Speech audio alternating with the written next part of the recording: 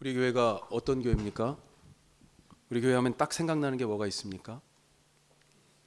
예? 예수로 행복한 사람들이 함께하는 교회요. 예. 바깥에도 쭉 써붙여 놓고, 그리고 우리 주보에도 써 있죠. 우리 교회가 어떤 교회인지. 예. 교회에 대한 4가지 생각을 써놨습니다. 같이 한번 해볼까요? 예수로 행복한 사람들이 함께하는 교회, 사람이 교회되는 함께하는 교회, 복음의 거점이 되는 함께하는 교회, 하늘과 땅을 연결하는 함께하는 교회. 그렇습니다. 무엇보다도 우리 함께하는 교회라는 우리 교회의 이름 안에 교회가 무엇인지에 대한 우리의 철학이 담겨져 있습니다. 고백이 거기 있어요. 우리 각자는 교회의 삶을 살아가지만 혼자서는 교회가 될 수 없습니다. 그래서 함께입니다. 아주 중요한 가치예요. 교회를 얘기할 때 이것만큼 핵심적인 가치가 또한 없어요. 예수님의 이름이 뭡니까? 이미 우리 교회가 시작할 때부터 지금 계속 어떻게 보면 반복적으로 제가 이 질문들을 드리는데, 예수님의 다른 이름이 뭡니까? 또 예수님의 이름이 하나만 있는 게 아니에요. 또 한 가지가 있습니다. 뭐예요? 임마누엘. 천사가 나타나서 예수님의 잉태를 마리아에게 얘기하고 요셉에게 알려주면서 이름을 가르쳐줬는데, 예수라 하라, 이 아기의 이름을. 또요, 이 아기의 이름이 임마누엘이라 동시에 얘기합니다. 예수라는 이름이 임마누엘이라는 뜻이에요. 사실은 예수라는 이름은 무슨 뜻입니까? 하나님이 자기 백성을 저희 죄에서 구원할 자다라고 하는 뜻이죠. 그런데 그 이름의 뜻이 또 다른 의미로 임마누엘이다라고 하는 건 뭐예요? 임마누엘이라는 뜻은 하나님이 우리와 함께 계신다라고 하는 뜻이잖아요. 즉 예수님께서 우리를 모든 죄에서 건져주시는 그 은혜가 바로 뭐냐? 하나님께서 우리와 함께 하시는 결과로 나타난다는 것입니다. 두 얘기가 다른 얘기가 아니에요. 결국은 죄 사함 받는 사람의 삶이 하나님이 우리와 함께 하시는 그런 결과로 나타난다는 것입니다. 세상에 처음 살던 사람들은 하나님과 함께였습니다. 그런데 하나님을 떠나게 되었어요. 왜 그렇습니까? 죄 때문에 그렇죠.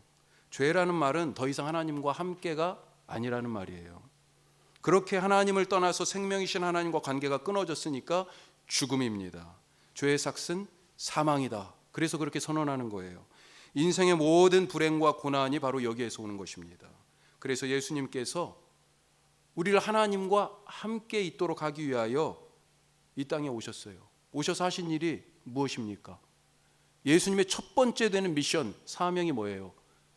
무슨 일을 위하여서 예수님이 그 삶을 온통 다 내던지셨습니까? 제 차에 얼마 전에 계기판에 불이 들어왔어요.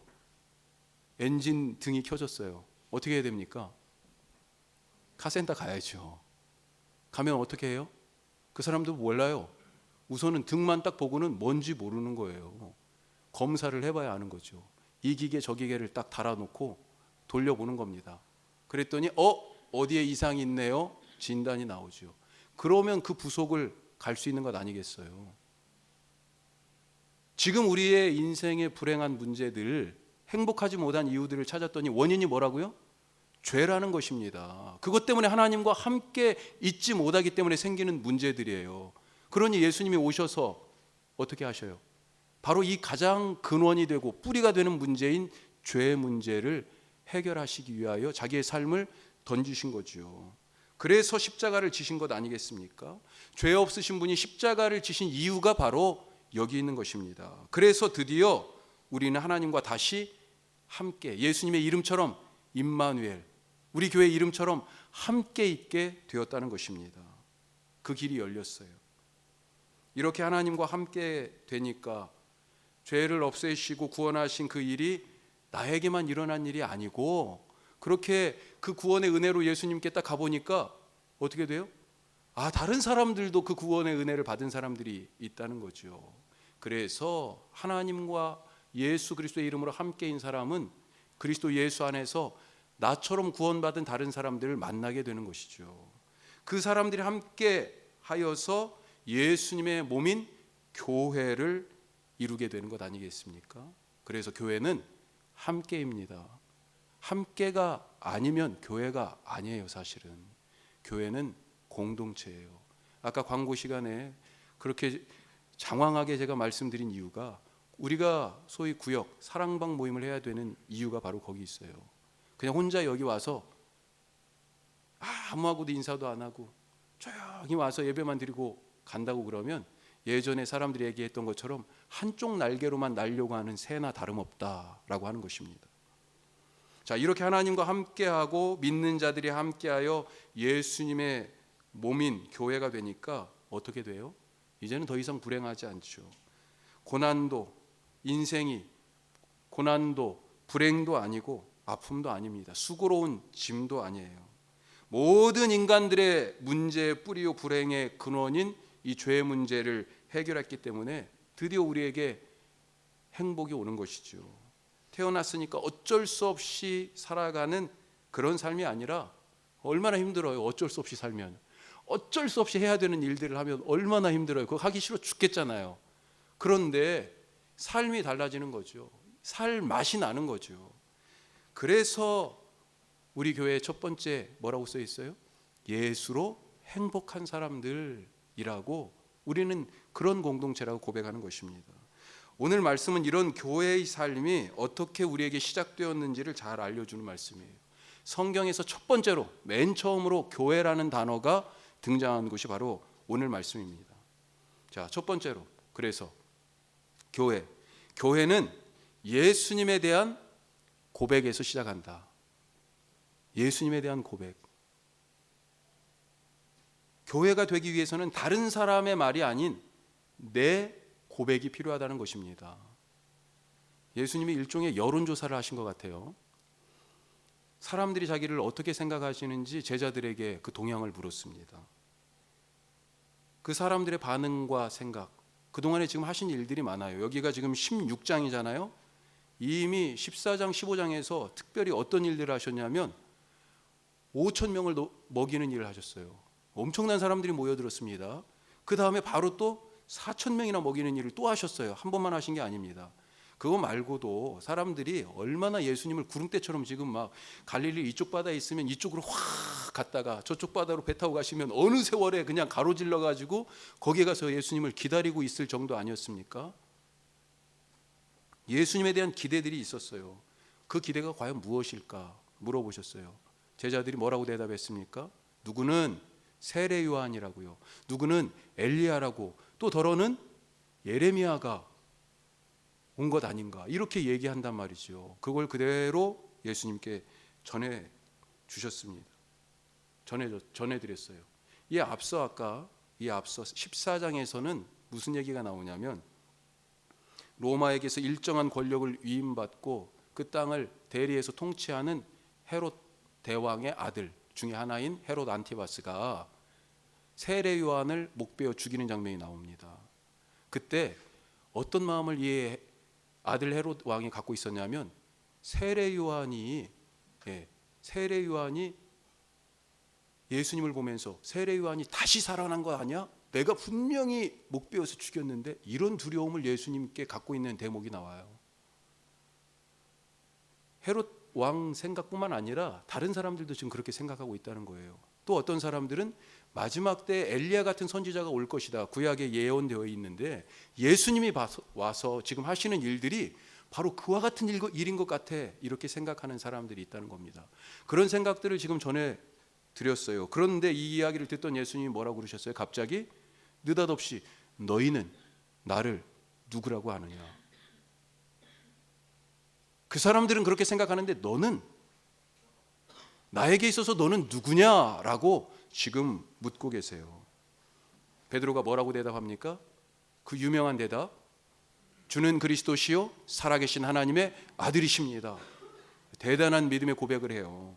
그리고 이 대답이 있자 예수님은 기뻐하시면서 어떤 복을 내리십니까? 무슨 약속을 하세요?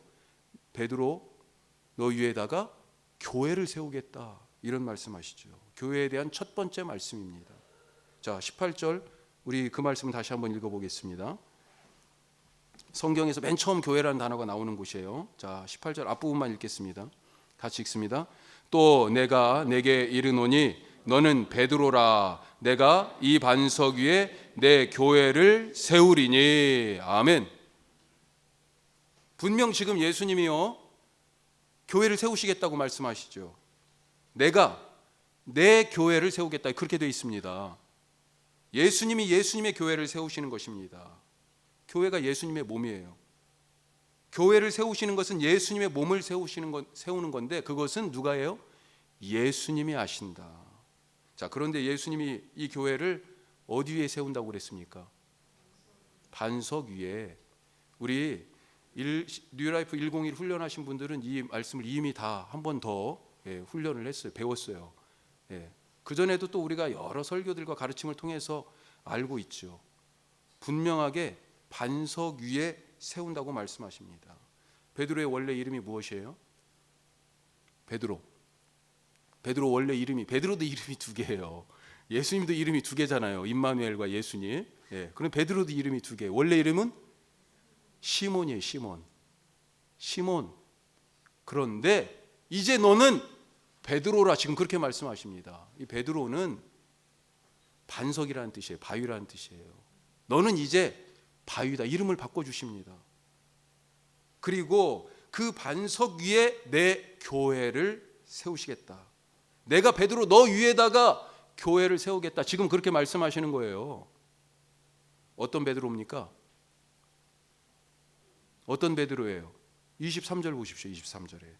자, 여기에도 베드로의 다른 모습이 나와요. 방금 우리 16절에서는 예수님에게 신앙을 고백하는 베드로를 만났어요. 자, 그런데 23절에 보니까 이 말씀도 같이 읽습니다. 예수께서 돌이키시며 베드로에게 이르시되 사탄아, 내 뒤로 물러가라. 너는 나를 넘어지게 하는 자로다. 내가 하나님의 일을 생각하지 아니하고 도리어 사람의 일을 생각하는도다. 이 베드로예요? 여기 23절에 나온 지금 베드로입니까? 이 위에다가 교회 세울 수 있겠습니까? 예수님을 넘어지게 하고 하나님의 일이 아닌 사람의 일을 생각하는 베드로 위에다가 교회 세울 수 있겠어요? 예수님이 뭐라고 지금 이 베드로를 얘기합니까? 뭐라고 불러요? 사탄아, 이렇게 부르고 있어요. 사탄아. 아니, 예수님 지금 제자한테, 제가 이런 뭐 비유가 좀 그렇긴 합니다만, 제가 우리 집사님 보고 사탄아 이렇게 얘기하면 어떻겠어요? 이거 시험 드는 일이죠. 예? 그런데 지금 예수님이 베드로한테요, 누구보다도 열심히 예수님을 따르고 가장 먼저 예수님의 부름을 받았던 제자들 중에서 어떻게 보면 제자들을 대표할 수 있는 그 사람에게 사탄아라고 지금 말씀하고 있어요. 방금 전까지 교회를 세우겠다, 이 이야기가 지금 이어지고 있어요. 방금 전까지 교회를 세우겠다고 했던 그 베드로 맞습니까? 이 사람? 아니에요. 이 베드로 위에다는 교회를 세울 수 없습니다. 예수님이 분명히 베드로 위에다가 교회를 세우겠다고 하신 것 맞습니다. 그런데 어떤 베드로예요? 신앙을 고백하는 베드로입니다. 23절의 베드로는 그 위에, 바로 위에 보면 무슨 말씀이 나오냐면, 예수님이 이제 신앙을 고백하니까, 베드로가 고백하니까 예수님이 뭐라고 그래요?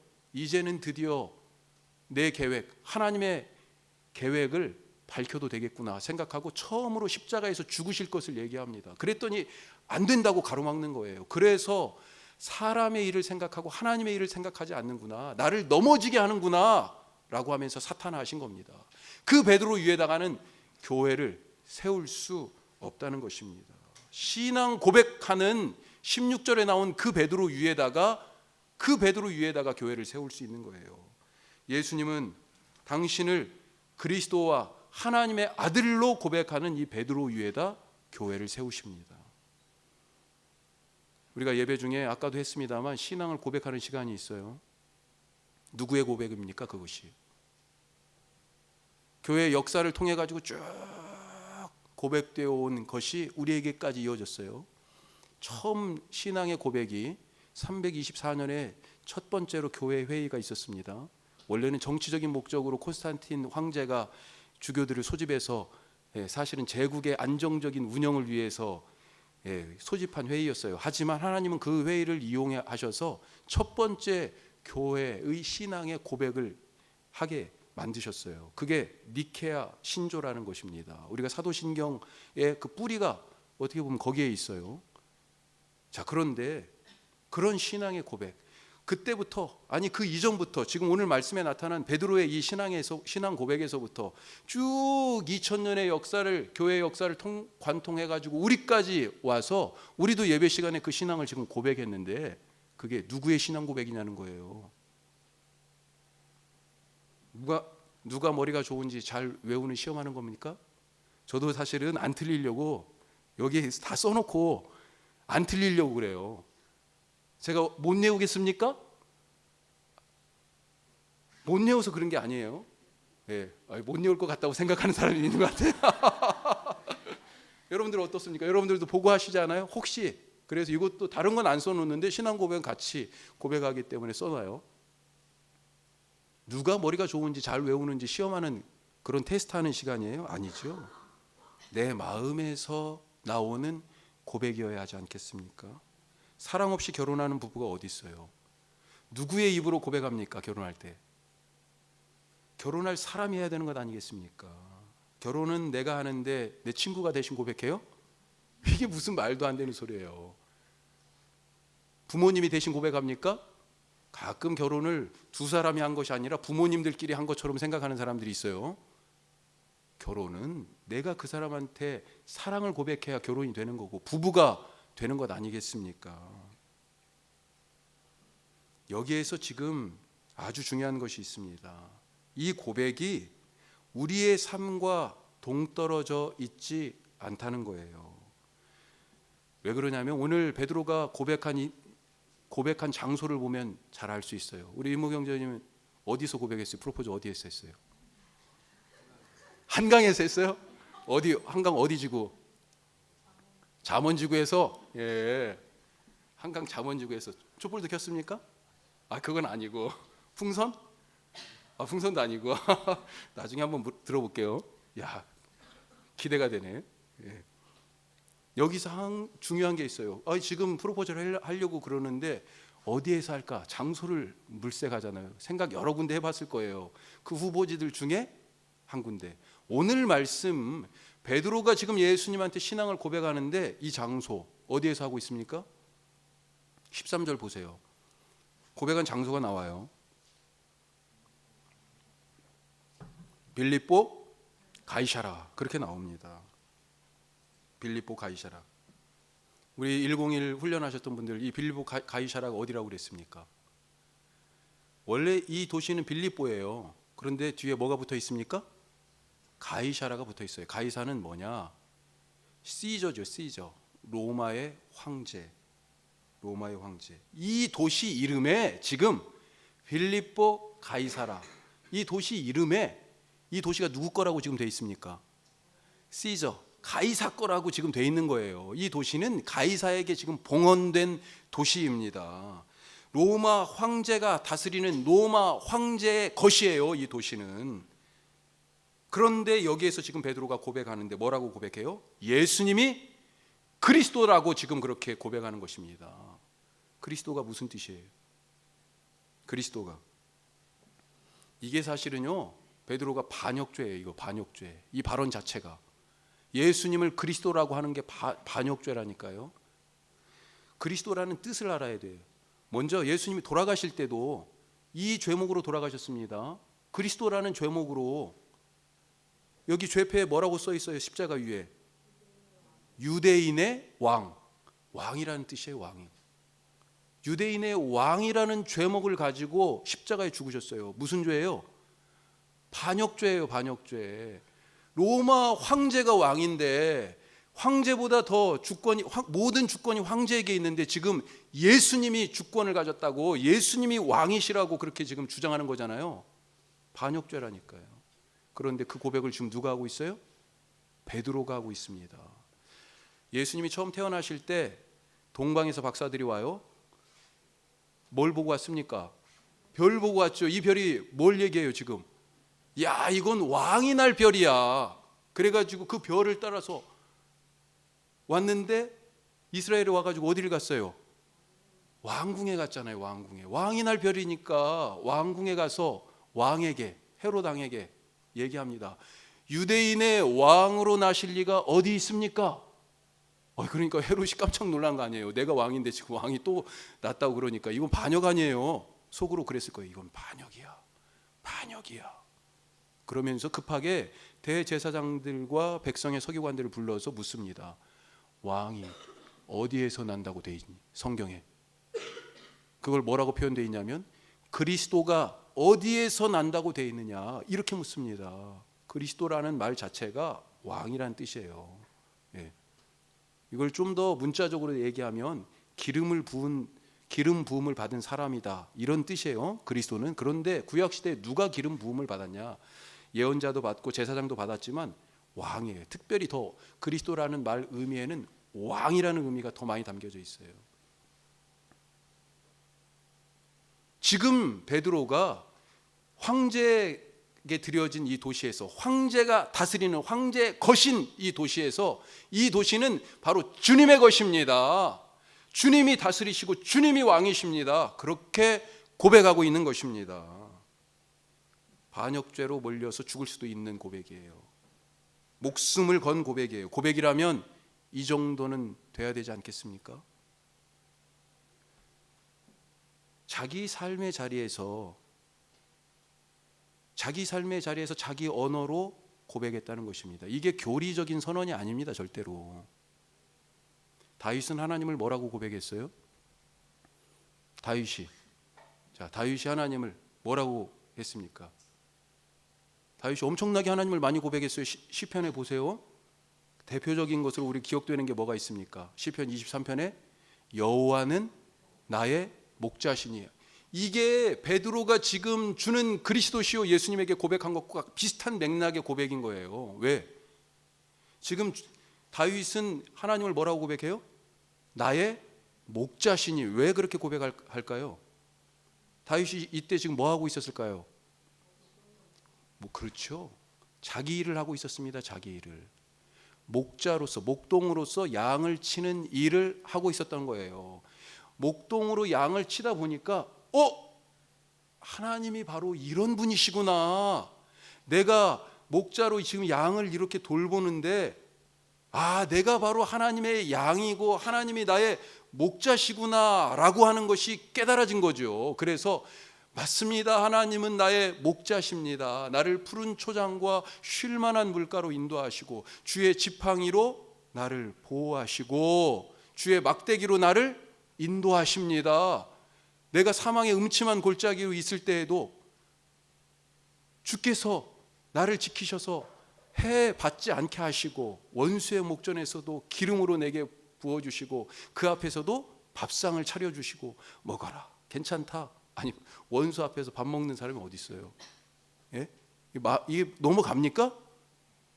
그만큼 하나님께서 나의 목자가 되셔서 인도하신다. 이걸 어떻게 고백했어요?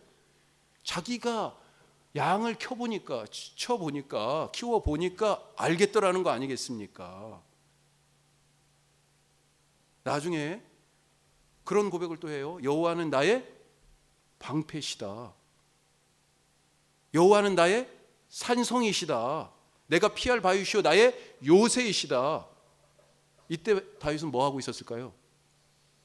예? 다윗이 처음에 목동이었는데 나중에 뭐가 됐습니까? 예, 왕 되기 전에.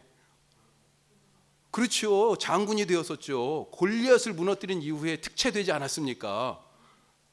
낙하산이에요? 특채됐어요. 그래가지고 곳곳에 가서 전쟁을 했습니다. 어느 정도로 전쟁을 잘했냐면 어땠어요? 사울 왕이 죽인 사람, 사울 왕은 천천히요. 다윗은 만만이다. 백성들이 그렇게 모두가 다 인정할 만한 실력 있는 장수였습니다. 전쟁터에 나가 보니까 어때요? 항상 이깁니까? 아니에요. 나도 모르는 곳에서 화살이 날라옵니다. 그런데 탁 방패로 막아. 그렇죠? 여호와는 나의 방패이십니다. 나도 모르는 곳에서 불화살이 내 생명을 노리고 날라오지만 주님이 막아주십니다. 주님이 나의 산성이십니다. 나의 요새이십니다. 그렇게 고백하게 되는 것 아니겠습니까? 어디에서 고백했어요? 자기의 삶의 자리에서 고백한 거지요. 살아있는 고백이지요. 베드로가 어디에서 고백했어요? 가이사랴 빌립보에서 고백했어요. 목숨을 내놓고 예수님이 왕이라고 선언한 것입니다. 우리가 바로 이런 고백할 수 있기를 원합니다. 이런 고백이 그를 교회의 삶으로 바꾸는 것입니다. 사람이 교회되는 길이 바로 여기에 있습니다. 오늘 우리가 교회로 예수님의 몸으로 살기를 원하신다면 내가 있는 자리에서 예수님이 누구이신지 베드로처럼 고백하시고 하나님이 누구신지 다윗처럼 고백하시는 분들이 되시기를 축복합니다. 이 고백이 얼마나 중요하냐면요, 나중에 베드로가 이 고백을 번복하잖아요. 비겁한 사람, 우리 알고 있죠? 예수님이 잡히셨을 때, 대제사장에게 끌려갔을 때 거기에서 뺨을 맞으시고 채찍질 당하고 침뱉음을 당하고, 누가 저한테 나한테 침을 뱉는다? 이거 얼마나 모욕적인 일이에요. 맞는 것보다 더 진짜 가슴이 찢어지는 일 아니겠어요? 그것을 다 지금 보고 있어요, 베드로가. 그래도 거기까지 따라간 용기를 가상하다고 해줄 수도 있겠지만, 하여튼 그때 누군가가 보고, 그 제사장 집에 종이 보고 뭐라고 그럽니까? 너 저놈하고 한패지. 너 말투를 보니까 갈릴리 사람 맞아. 한패지. 내가 본 것 같아. 그렇게 얘기하죠. 예? 그렇게 얘기합니다. 그때 뭐라고 얘기해요? 나는 모른다, 몰라. 잘못 봤다 사람. 저주하면서 예수님을 3번씩이나 부인했습니다. 나중에 부활하신 예수님이 이 베드로 찾아가시죠. 그리고 물으십니다. 네가 나를 사랑하느냐? 네가 나를 사랑하느냐? 네가 나를 사랑하느냐? 똑같이 3번 부인한 베드로에게 3번 다시 물으세요. 그때마다 베드로가 뭐라고 고백했어요? 내가 주님을 사랑합니다. 그 3번의 질문에 베드로도 반복해서 다시 3번을 사랑한다고 고백해요. 이 고백을 확인하신 후에 예수님이 바로 베드로 위에다가 이제 교회 세우십니다. 오늘 우리 말씀에서 약속하신 내가 베드로 너 위에다가 교회를 세우리니 했던 그 일이 이 부인했던 베드로를 다시 찾아가서서 사랑의 고백을 다시 듣고 나서 이제 진짜 이루어지는 거예요. 이 이후에 초대교회가 출발하지 않습니까? 드디어 세상에 보이는 교회가 나타나기 시작한 거예요. 고백은 다시 말씀드리지만 다른 사람의 입으로 하는 것이 아닙니다. 내 입으로 하는 것입니다. 예전에 했던 사람들의 고백을 교리적으로 암송해서 그렇게 다시 되뇌이는 그것이 바로 고백이 아니에요. 내가 서 있는 삶의 자리에서 다윗처럼 베드로처럼 내 입으로 고백하셔서 주님이 그 고백 위에다가 그 고백하는 나를 보고 내가 너 위에다가 교회를 세우겠다 하신 그 약속의 말씀을 우리에게도 주신 것으로 믿고 교회의 삶으로 세워지시기를 주님의 이름으로 축복합니다. 자, 2번째로 성령 충만한 자가 고백한다 하는 것입니다. 자, 이 고백이 그냥 나오는 게 아니에요. 베드로가 이런 고백을 했는데 그냥 갑자기 이 고백이 뚝 떨어진 게 아니에요. 오늘 이 베드로의 고백을 들으시고 예수님이 아주 놀라워하시면서 이 고백의 출처를 밝히십니다. 17절 말씀 한 번 더 읽겠습니다. 17절. 자, 고백을 하자 예수님 뭐라고 하시는지 같이 읽습니다. 17절. 예수께서 대답하여 이르시되 바요나 시모나 이를 내게 알게 한 이는 혈육이 아니요 하늘에 계신 내 아버지시니라. 아멘. 바요나. 자, 이건 참고적으로 바는 아들이란 뜻이에요. 요나, 그러니까 요나의 아들 시모나 이런 뜻이에요. 예.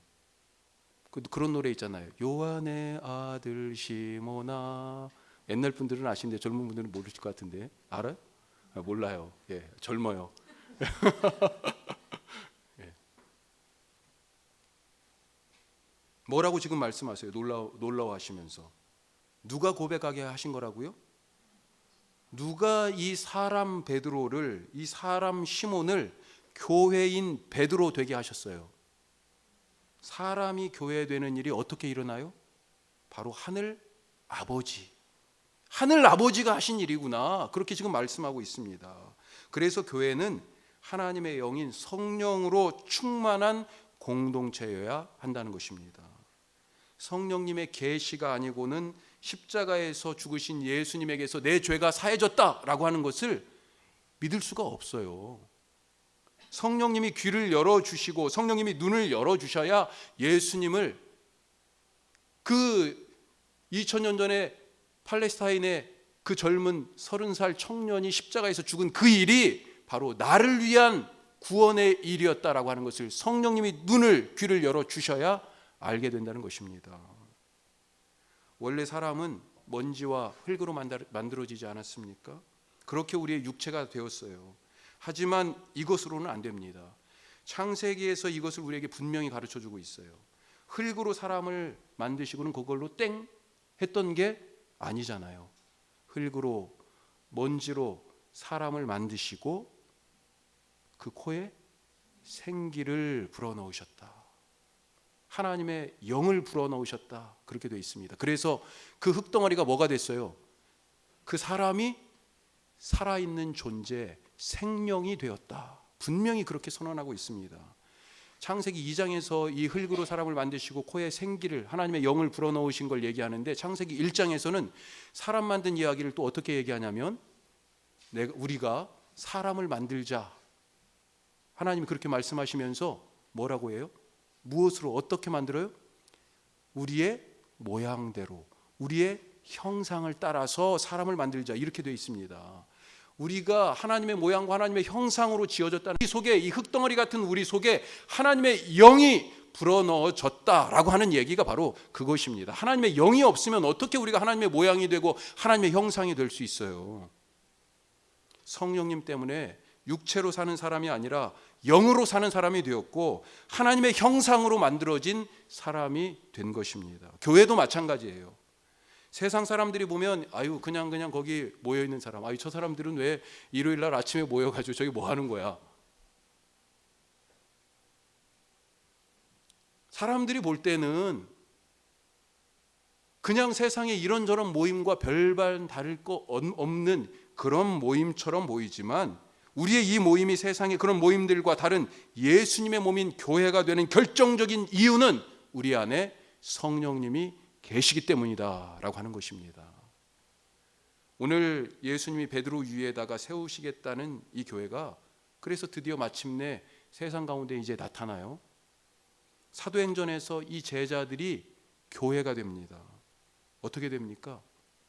사도행전을 교회의 역사라고 얘기할 수 있는데, 교회의 출발이 어떻게 됐어요? 사도행전 2장에 보면 성령님이 제자들에게 강림하시고 오시고, 그때부터 각 사람 위에 불꽃처럼 각 사람 위에 임하는, 그때부터 바로 교회가 보이기 시작한 거예요. 세상 가운데. 성령 충만을 사모하실 수 있기를 바랍니다. 성령님이 나를 육체의 삶에서 영의 삶으로 바꾸시는 것도 믿으시기 바랍니다.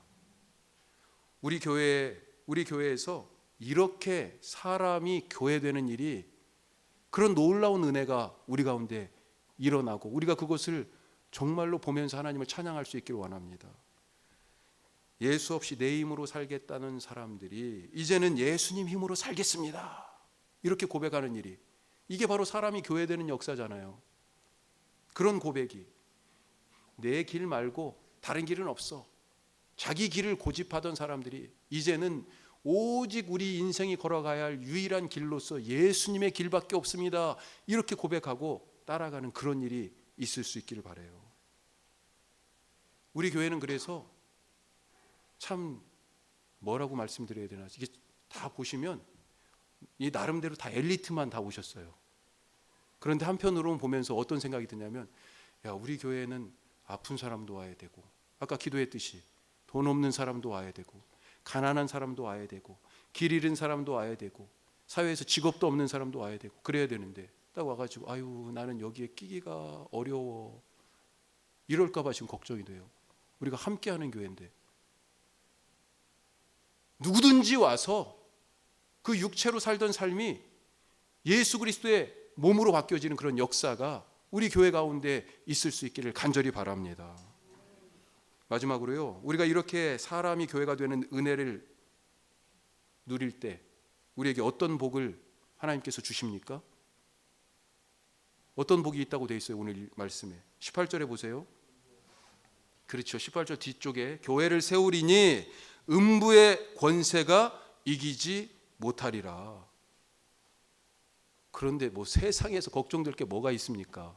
아니 지옥 권세가 나를 감히 어떻게 할 수가 없는데, 예? 걱정하지 마십시오. 세상에 우리를 이길 자가 없습니다. 19절에서는 또 뭐라고 말씀합니까? 19절 뭘 주시겠다고 약속하세요? 천국 열쇠, 천국 열쇠. 인생의 열쇠가 우리 손에 있습니다. 예수님에 대한 진정한 신앙의 고백, 사랑의 고백이 있는 사람에게 이미 그의 인생 열쇠가 있어요. 인생의 문이 열리지 않는다고 문 앞에서 발 동동 구르지 마시기 바랍니다. 왜 내 삶에서는 이 문제가 풀리지 않을까? 삶에 여러 문제가 있잖아요. 사업하는 분은 사업의 문제가 있고, 애를 키우는 분들은 자녀들의 문제가 있고요, 건강에 대한 문제가 있고요, 뭐 여러 문제들이 있지 않습니까? 그런데 그 문제 열쇠를 누가 갖고 있어요? 내가 갖고 있어요. 이 내가 누굽니까? 바로 예수님에 대한 믿음을 고백하는 사람, 주의 영으로 예수님께 사랑을 고백하는 그 사람에게 있다는 것입니다. 오늘 예수님께서 똑같이 제자들에게 물으셨던 것처럼 새롭게 이 시대의 제자 된 우리에게 물으십니다. 너희는 나를 누구라고 하느냐? 뭐라고 대답하시겠어요? 하나님과 함께 구원의 삶을, 주님과 함께인 그 삶을 살아가기를 원하십니까? 육체의 힘이 아닌 성령의 공급하시는 힘으로 살아가기를 원하셔요? 인생의 문이 열리시기를 바랍니까? 내 삶의 자리에서 베드로처럼, 다윗처럼 그렇게 고백하심으로 사람이 교회되는, 부족함이 없는 풍성한 은혜의 삶, 인생의 문을 여는 능력으로 살아가시기를 주님의 이름으로 축복합니다.